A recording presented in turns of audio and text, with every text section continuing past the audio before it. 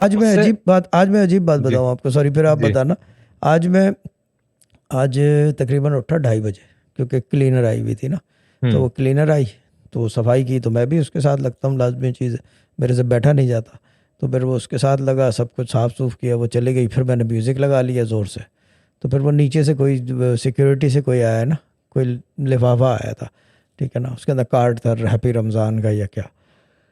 तो फिर मैंने सलाम दो कि कह रहा है कि आप म्यूज़िक सुन रहे हो। तो मैंने कहा तो क्यों, मैंने कहा तो क्या हो गया। कह रहा है कि नहीं अभी तो यानी कि उस वक्त 5-6 बज रहे थे, तो मगरिब तो नहीं हो रही थी, बट क्लोज इनफ था कि इफ्तारी बन रही हो कुछ। मैंने इफ्तारी बनाना नहीं, मैं म्यूज़िक सुन रहा था ज़ोर से, इंग्लिश गाने, ठीक है ना, वो प्ले लिस्ट के। तो मैंने कहा कि नहीं, मैंने कहा मसला ये है कि भाई, मैंने कहा आप रात को 1 बजे जो है औंधे पड़े सो रहे थे, जी और मैं 1 बजे जो है कमर सीधी रख के दर्द में क्या कहते हैं, उस खालिक हकीकी की इबादत कर रहा था 4 बजे तक।